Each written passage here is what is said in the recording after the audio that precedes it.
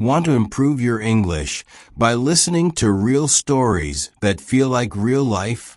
This one's about a sleepy tourist, a quiet taxi, and the wild city of Tokyo. Don't forget to like, subscribe, and click the bell. We've got English stories dropping every single day. It was her first night in Tokyo, and she had already walked more than 20,000 steps. Her legs ached, her shoes had betrayed her, and the little map in her pocket had turned into soft, wet tissue in the rain. But she didn't mind. Tokyo had that kind of energy, the kind that pulled you along, even when you were too tired to keep going. She had landed early that morning after a 13-hour flight.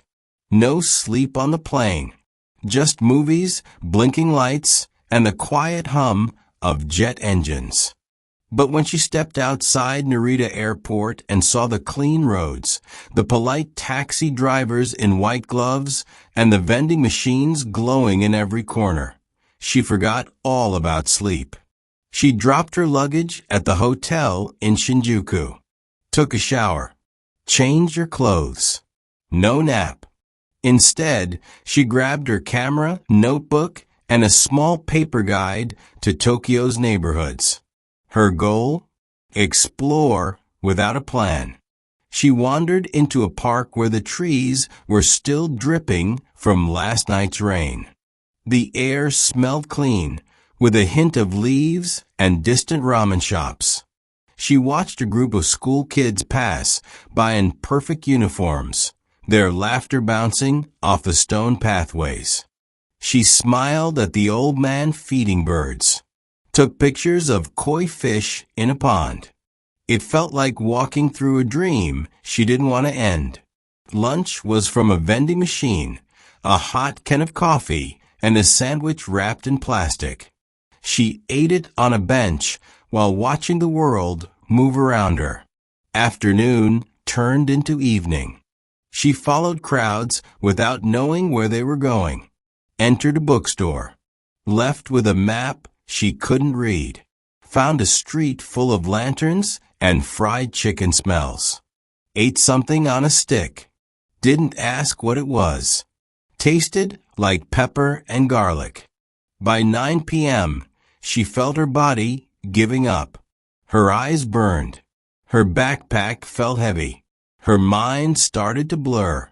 She decided it was time to head back. That's when she realized she had no idea where she was. No Wi-Fi. No phone data. No clear signs in English. She checked her paper guide, but couldn't match the symbols. The streets had bent in too many directions. Lights everywhere. People everywhere. Noise, colors, smells. Too much. She stood under a glowing sign near a tiny bar and tried to breathe. Then she saw a taxi parked nearby. Clean, white seats. The driver wore a hat and gloves and looked straight ahead like he was waiting for someone. She pointed to the map and showed her hotel's name. He nodded once, opened the door, and said nothing. She climbed in. The car was silent, smooth, the kind of quiet that makes your bones relax. The city lights moved across the windows like slow waves. Neon signs in pink and blue, shop names in fast Japanese, people walking past with umbrellas. She watched for a few minutes, then leaned back. Her head touched the seat. Her eyes closed. She thought, just 5 minutes. But 5 turned into 10, then 20, then 30. She woke up to a soft voice saying something in Japanese. The car had stopped.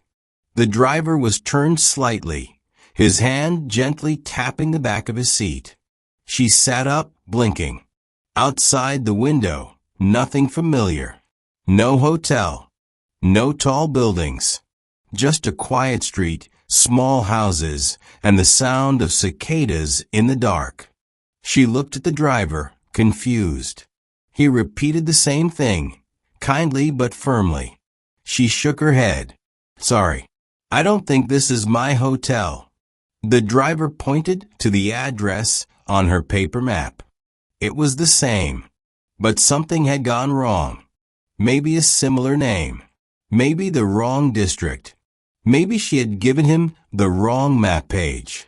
Her hands trembled a little. She had no idea where she was. No Wi-Fi. No charger. No Japanese. No plan. The driver noticed her panic. He picked up his phone and called someone. Spoke softly. Then handed her the phone. A gentle woman's voice said, "Hello? You are trying to go to Shinjuku Hotel." "Yes," she said quickly. "Okay, this is the wrong place. But do not worry. Driver will take you now. Please relax." She handed the phone back, mouth still open. The driver smiled in the mirror, nodded. They started driving again. This time, she stayed awake. She looked out the window, trying to recognize something, anything. A store, a station, a familiar tree. After 20 more minutes, they turned a corner, and suddenly everything looked right again. The glowing lights, the busy sidewalks, the convenience store where she bought water earlier, and then the hotel. She exhaled like she had been holding her breath for an hour. The driver stopped. She reached for her wallet, but he shook his head, pointed to the meter, pressed a button. Discount. A big one. She handed him the coins and bowed slightly, copying what she had seen locals do. He bowed back. She got out, walked slowly to the entrance, and turned one last time. The taxi was already gone. Inside the hotel, she stood in the elevator and stared at her tired reflection. Later that night in bed, she wrote in her notebook, "Tokyo is the kind of city that catches you when you fall asleep in the wrong place and gently returns you to where you belong."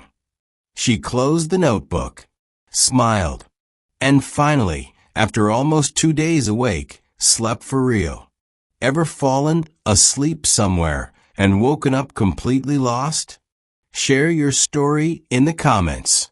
Don't forget to like and subscribe for more true-feeling English stories that help you learn while you listen. We're here every day with a new one.